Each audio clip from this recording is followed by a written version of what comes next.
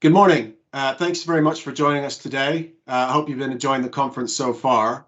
For me, it's been really great to hear so many respected thought leaders in our industry. Hopefully we can live up to the standards that have already been set. In today's session, we were presenting a high-level overview case study of BT's return to the workplace. So my name's Wes Montgomery. I am the Customer Experience and Service Director for CBRE in the BT Workplace Alliance. We are joined today by Neil Edmond, who is the BT Workplace Director. Hi, my name's Neil Edmond. I'm the Workplace Director, as Wes says, for BT, and I'm accountable for BT's physical working environments in the UK and internationally. Our relationship with CBRE started in 2019 when we outsourced the UK, creating an alliance which would move us away from traditional facilities management into a more customer-centric workplace services model, more aligned to the Better Workplace programme, which hopefully many of you have heard of, which BT embarked on back in 2019. After 1 year of settling into the new relationship, we had to face into a somewhat different reality of COVID. And this short presentation will give you some of the insights and what that's meant for us as the Alliance and what the future has in store. But I'll hand back to Wes, who'll talk a little bit about the estate. Thanks, Neil. Just a really quick slide on the BT estate. It's a hugely varied and complex estate which supports all of BT's services and critical infrastructure throughout the UK. Due to the sheer scale of the estate and the very different internal lines of business represented, it does represent a huge challenge from a customer experience perspective in how we get to know the business, how we understand the language that they use, and how we make sure that we communicate effectively with so many different groups, but make sure we still have a seamless and tailored solution that fits all, which has presented some real difficulties, but also some really good outcomes for us and for the customer. So just picking up from where Wes left off, I mean, I've been with BT 7 years. I guess in that time, I guess I'd like to think I've got to know the organisation pretty well, physically at least. I know where, maybe not where 8,000 buildings are, but I know where a lot of them are, and I know how important they are and the role they fulfil to the different parts of the business. But yeah, what the numbers don't always fully capture, of course, are the internal organisational structures that accompany the various businesses and the business units within BT, or probably more importantly, the cultures. EE, very different to PlusNet, very, very different to OpenReach. And maybe one thing that many people know, BT is a myriad of other smaller companies that over the years it has acquired and inculcated over time into the organisation. Each of these do require and indeed demand different services from their workplaces to ensure that they operate to their fullest potential and serve their various customers. The physical environment is the one common denominator, and we seek to optimise that each and every day to ensure that we're providing the best and optimal experience for our internal customer. This was the case before COVID, albeit with a somewhat different emphasis. Now, Wes will talk to us a little bit about what it's meant for the Alliance to supporting BT's key workers over the past 12 months. Thanks, Neil. So we've just pulled together some high-level statistics here, but in response to COVID, like almost all organizations, we've had to completely redesign and repurpose many, if not all, of the services that we provide. It can be a bit like carrying out works on your car whilst you're driving down the motorway.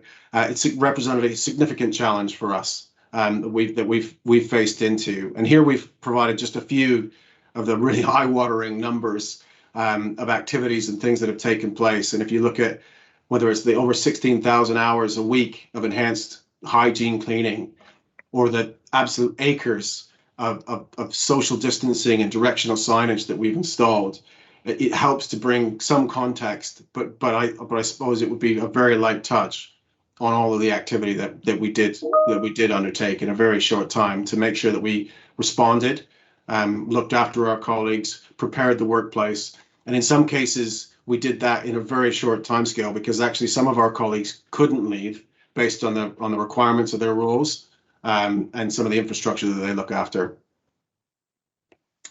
To put this in context a little bit, on an earlier chart, I think Wes mentioned there was about 93,000 or so people that work in BT in the UK. the services that the Alliance has delivered here has been for the key workers that have remained in BT's workplaces, which in the office environment is probably about 10,000 people, that have continued to work in the physical working environment in the offices.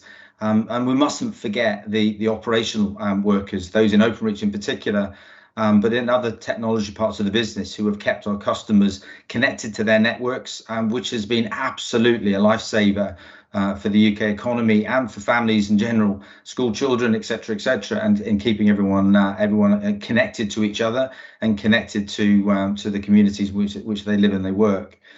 So these statistics, they sort of give a reference piece to what people in the workplace have seen. We're about to welcome, though, 40,000 people back into the workplace who have not been living and breathing this. So that's going to be one of the interesting features as we move forward into how does this translate to how people feel safe and protected in their working environment. But the thing that I've been really impressed with within the Alliance, BT's always been very good at dealing with the unplanned. It's a competence that I think has its origins in it being a telecoms engineering organisation. But COVID has seen the organisation find another gear. And I think the Workplace Alliance has fitted very well, seamlessly almost, into that in a sustained response that hasn't dwindled over time. I'm hugely proud of the efforts of the workplace team and the part that it's played in BT's collective response for COVID. And it sets us out really, really well for the future, which is what we'll go on to talk about next. Thanks, Neil. So what we've talked about before is kind of the nuts and bolts and a very operational review of what we've done. And of course, that's absolutely critical, but that's only really half of the job. It's only half of what we really needed to do. When you look at this situation, it's actually, in our view, the return to work and the response to COVID is actually probably the single biggest customer experience opportunity that any of us will ever have, because never before has there been so much focus on the activities that we undertake. Of course, in normal operations, the services that we provide our colleagues will interact with those or interface with those on a daily basis, but never before has it been so important and absolutely critical.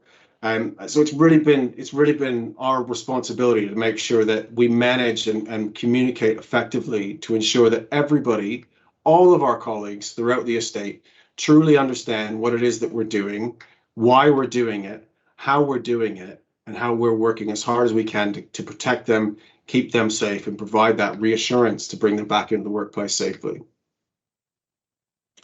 Just picking up from where Wes left off, one of the things that I definitely didn't see coming when COVID first started, as a workplace function, or let's say as maybe the facilities management function that many part of the organisation thought we fulfilled, maybe people didn't really understand what we were as an integrator, or what we were as the glue that held things together.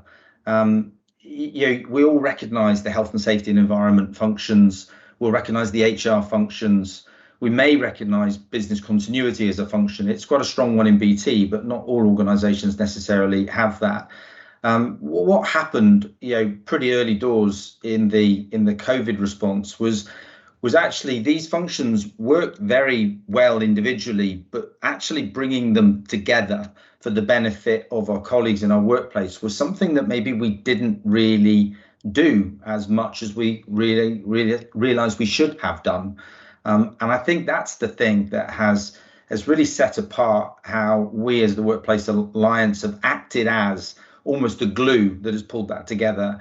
And that glue has definitely been understood through the communication and the engagement role that we've fulfilled. Because often you'll find that those functions that I've just mentioned, health, safety, environment, HR, and business continuity, that they recognise a very distinct role they have, but they sometimes don't necessarily step outside of that role to consider, how a more holistic solution is presented back to our internal customers, our colleagues in the workplace, and that is absolutely where the Alliance, I think, has shone. It's done its core job extremely well, but it has been able to also join up those disparate or those other functions that sit within inside the business, and that's been a huge reassurance to BT people who have been working in the workplace or who are still watching what's happening in the BT workplace from home, because they're still reading all of the material that is out there that is published on our internal comms. But to see how that is being pulled together and what it means for people, either working today or coming into the workplace tomorrow, I think is really set us apart. But yeah, we need to emerge from this stronger. I think it will be such a waste to have gone through everything we've gone through, not to come out the other end of it with something that is there's going to be better for BT. And in the final slide, I think we'll talk a little bit about that. Absolutely, and you know, as Neil says, we've built a foundation. We've capitalized on an opportunity here, where we now have earned the right to really have high level conversations where we can talk about where we're going next and have that trust and faith from our colleagues and from our customers around what we're doing next, because they know that we can do it. They've seen that we can do it, and they're excited about, you know, what's coming next, and we need to capitalize on that. And to ensure that we do that, we're looking at all the different areas that we can really focus on to keep moving forward. You know, we've got the Better Workplace coming up, which Neil will touch on a little bit further. But for us, it's, you know, it's really capitalizing on those enhanced relationships that we've built, really bringing and keeping customer experience right at the very forefront, so that we can continue to grow and build and really be linked perfectly with our customer to understand what it is that they need and make sure we adapt and provide that. So let's go back to that piece about Better Workplace. For some of you may be aware, BT's office working environment is somewhere in the range of 600 buildings in the UK, which is way too many buildings for it really to be effective, you know, to create a true office, you know, a successful office working environment. The Better Workplace programme is essentially about bringing that together to purpose-built, modern, collaborative working environments where people can be at their best, and the organisation can demonstrate that it is a new BT and it's moving on to be an organisation where its purpose statement, connecting for good, is truly lived and breathed through the working environment as well. So this may be a little bit of a sort of a strange position to take, but I'm almost sitting here saying that COVID has been good for us, and I rest assured I don't use that phrase inappropriately. I mean, from a working perspective, a workplace perspective, what we have done to demonstrate the value that we can bring to an organisation and how we want to take that value forward. To ensure that for our customers, the relevance of what we provide each and every day and what we want to do better with it. That was always our purpose of outsourcing with CBRE, which was to broaden our horizons and to understand what, you know, this outsourced working environment could do for us. And I think, yeah, we've got ourselves in a position now where we've, as Wes has said, we've earned the right. We've got a seat at the table, and that's one that I'm not going to give up lightly, because we've demonstrated that we understand the value that we bring and what more we can do with it. So to emerge stronger from COVID, I think it would be, yeah, it's an essential requirement. It would be criminal if we didn't do that. But yeah, I'm looking forward to it. I'm proud of what we've achieved, and I'm really grateful for the efforts, the selfish efforts of that have come in from the Alliance, and the stronger relationships we now have with our customers as a direct result of that. But so I'll hand back to Wes, and we'll close it out from there. Brilliant, thanks, Neil. So that draws us to a close. I'd just like to say thank you all for joining us. I really hope that you found something useful and some insight to take away. Unfortunately, Neil won't be able to join us for the Q&A session a little bit later on, but I will be there, and I do look forward to hearing any of your thoughts or questions that you might have. Thanks again.